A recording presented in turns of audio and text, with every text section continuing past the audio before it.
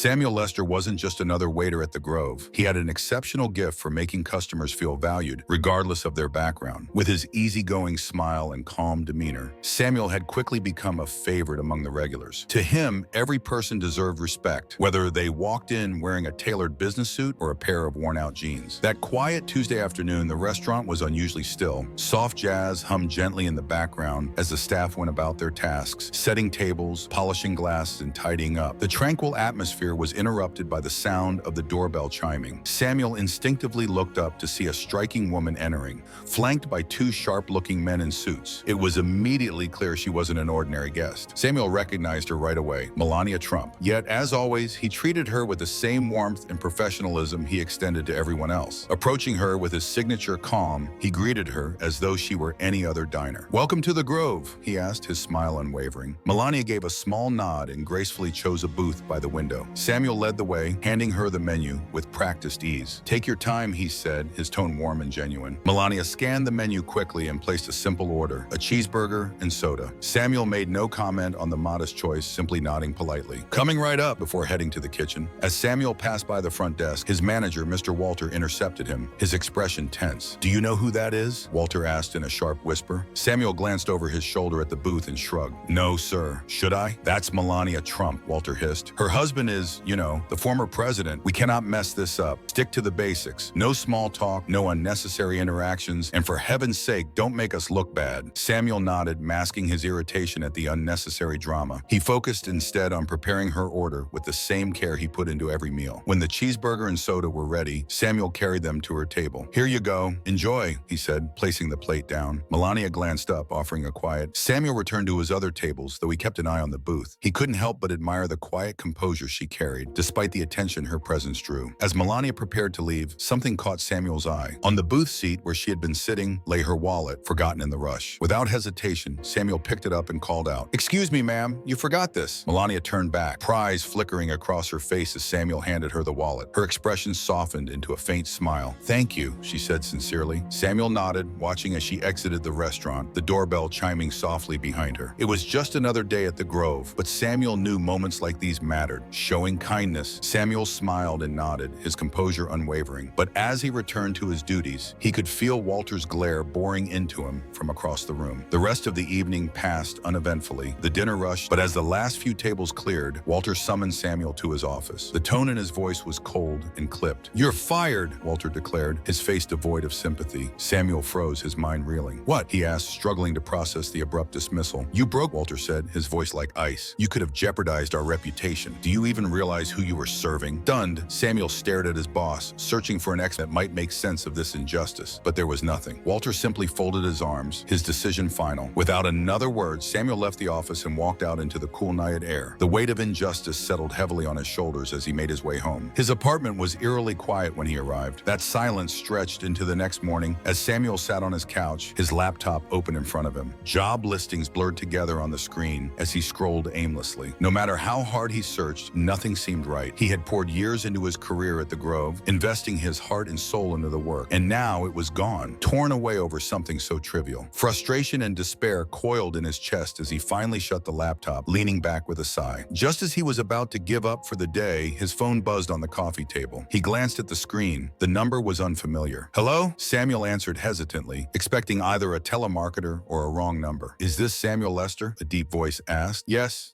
May I ask who's calling?" "This is Donald Trump." For a moment, Samuel thought it was a prank. He hesitated, unsure how to respond. Trump?" "Yes," Trump replied, authoritative. "I wanted to speak to you personally. My wife, Melania, told me about what happened at the restaurant yesterday." Samuel's breath caught. "She did?" "She mentioned how you went out of your way to return her wallet. That kind of gesture doesn't go unnoticed," Trump said. "She also told me that's completely unacceptable." Samuel was taken aback, his voice catching in his throat. It wasn't a big deal, sir. Anyone would have done the same." "Well, apparently not," Trump countered. "You seem like a good man, Samuel. The world could use more people like you." Samuel remained silent, unsure how to process what he was hearing. He had braced himself for a day filled with rejection and uncertainty, yet here he was, on the phone with one of the most powerful men in the world. Trump's voice softened slightly. "Listen, I believe in rewarding integrity. I'd like to help you out. Can we set up a time to talk further?" Samuel blinked, still struggling to keep up. Yes, of course, thank you, sir." "Good," Trump said. "Someone from my office will reach out with the details. And Samuel, don't let anyone make you feel small all for doing the right thing. The line went dead, leaving Samuel staring at his phone in disbelief. For the first time in hours, a spark of hope lit up inside him. Maybe, just maybe, this was the turning point he hadn't dared to hope for. Months passed, and Samuel's life had taken a turn he could have never foreseen. At the Trump International Hotel, he had established himself as a respected and reliable manager.